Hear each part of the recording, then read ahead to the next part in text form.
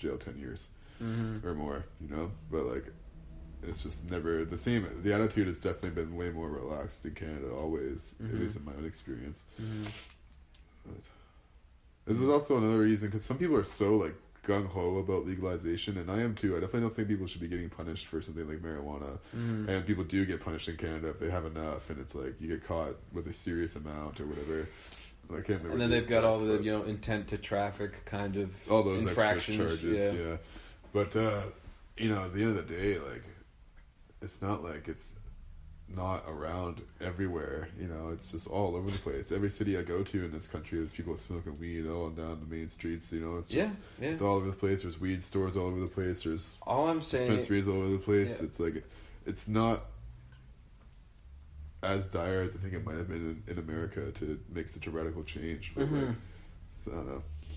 At the current price model of, you know, $10 a gram plus HST plus that percentage whose number I can't remember, they're just not, you know, no one's going to buy. You know, some people will, obviously. But, well, I know a lot of people who are already going to dispensaries. Oh, well, that's what I mean. People are already going to dispensaries, but, like, you know. But once, like, you mean the prices jacked Yeah, once up. the taxes get tacked on and the you know, the Crown Corporation kind of gets steam in its engine or whatever, they're not going to keep it off the streets. No. Which is what a lot of, like, the apologists, I guess, in the Liberal Party are trying to, like, say to people who don't like the idea of legalization.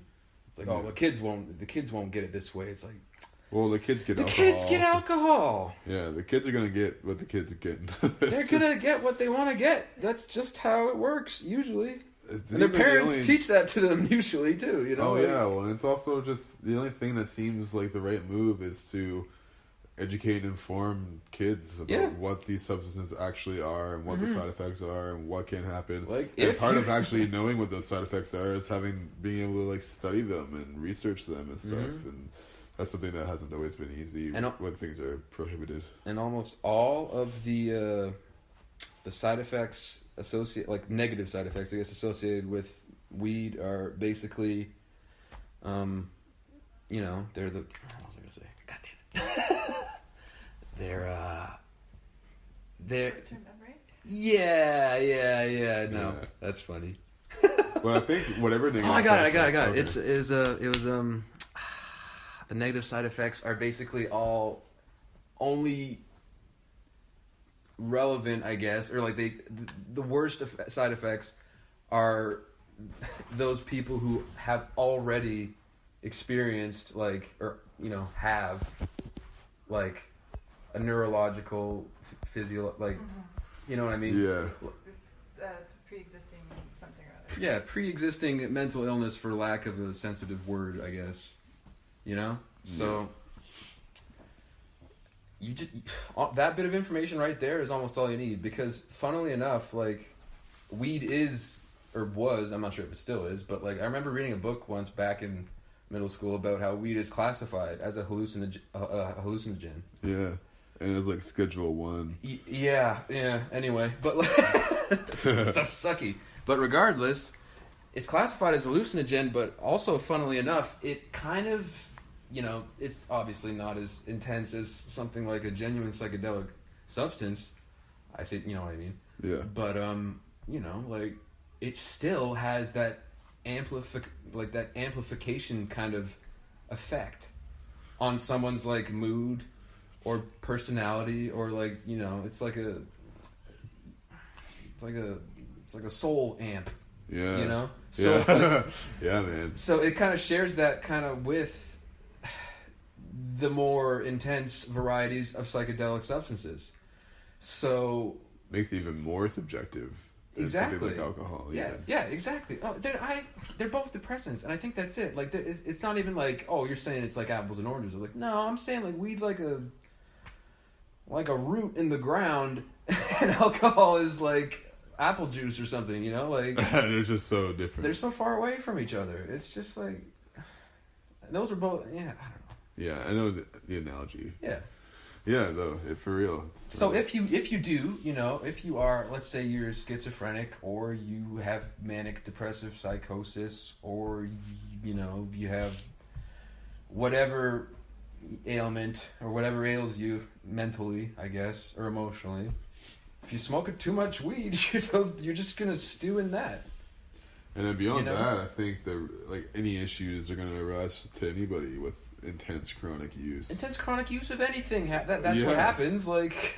Yeah, you can literally drink enough water to kill you.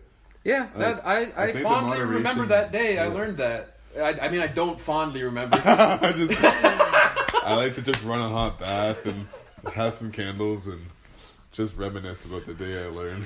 With a big smile on my face.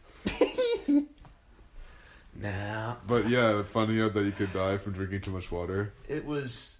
I don't even remember what radio station it was, but it was being broadcast. Like it made radio news on numerous radio stations in Canada that there was a radio station in the southern U.S. that held a contest called "Hold Your Wee for a Wee." Oh. Yeah. And a contestant, a woman, drank.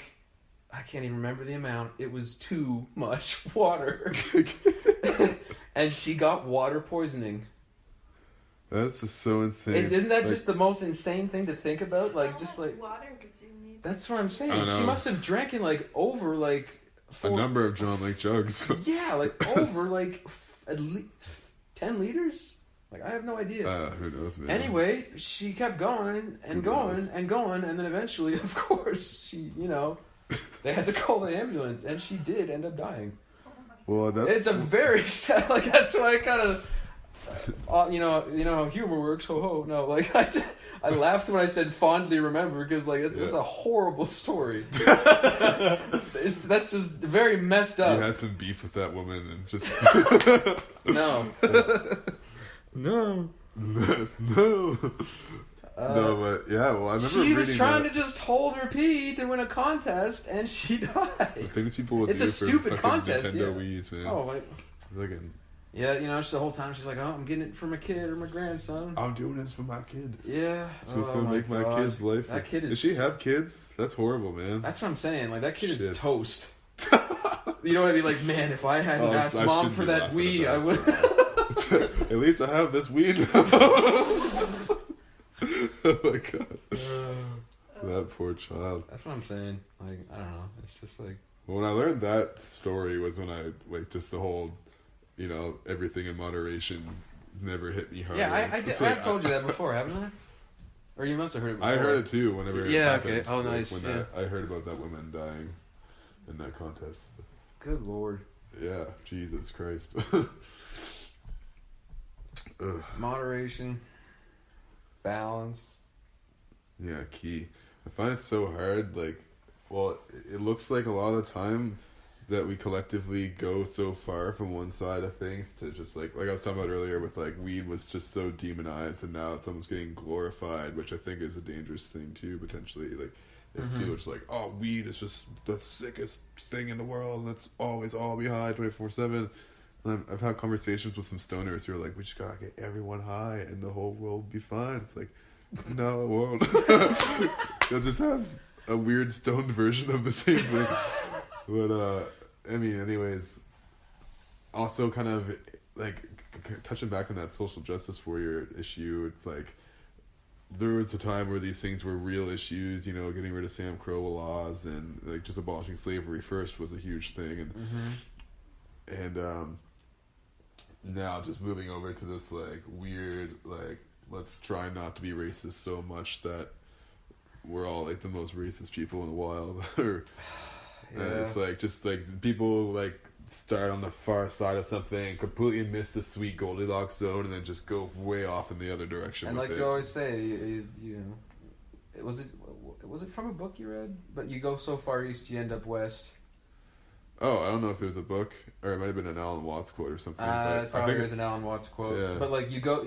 I just thought about the globe, and literally that if I walked west enough, I would wind up east, and then that just became the conceptual. If you hold a position or a stance on anything at all, whatever it is, and you demonize the far side of whatever spectrum you're on.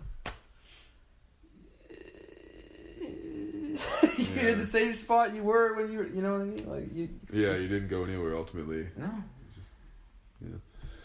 Speaking of psychedelic trips, I did a couple of hits of that acid. Nice. At the party. How was that? It sucks. I'm never doing that again.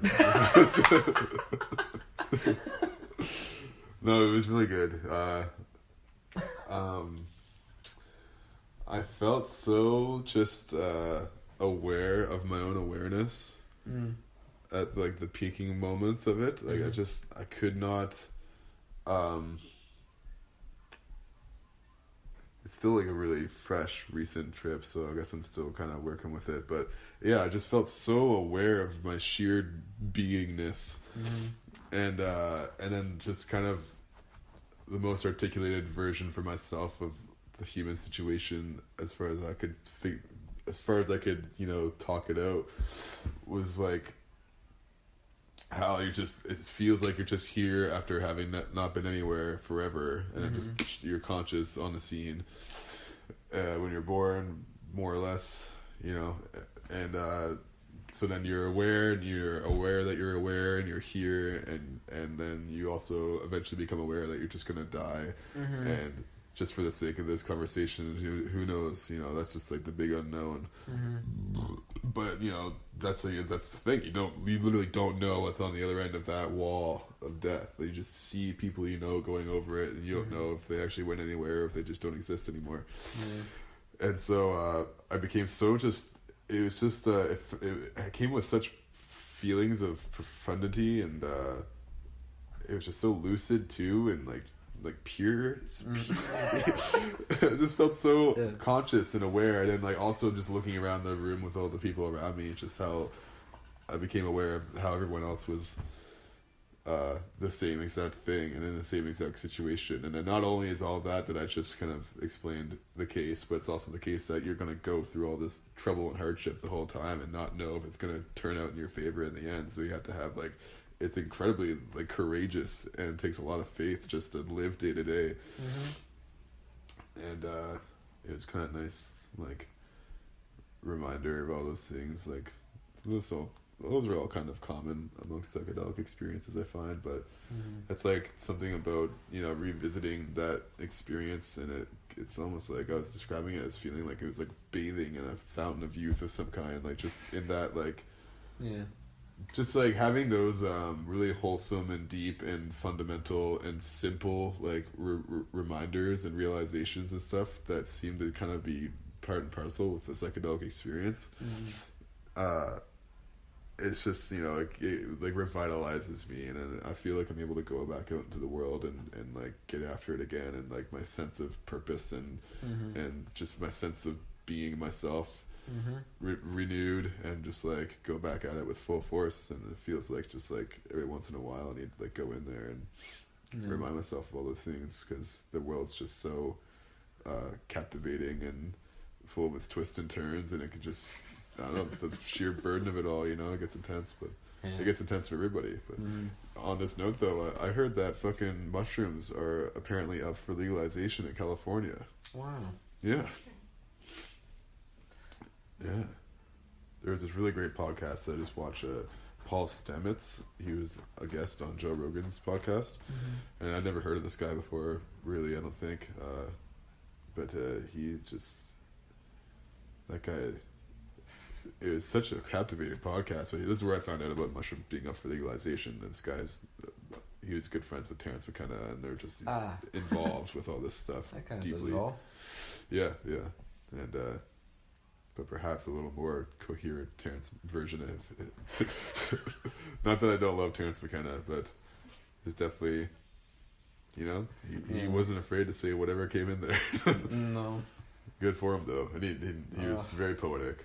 Yeah, it's nice just listening to someone. It's so bizarre to me if because I know there are probably people who would or could, or if they were shown a clip of him talking, there are some people who would probably immediately just kind of recoil a little bit. You know what I mean? Yeah. Just because he the way he communicates is like so art. It's actually as cheesy and hipstery and shitty as it sounds. It's like it's actually incredibly artful. Yeah. Like he literally makes himself like as vulnerable as he can in everything he says, and you can tell because like he's like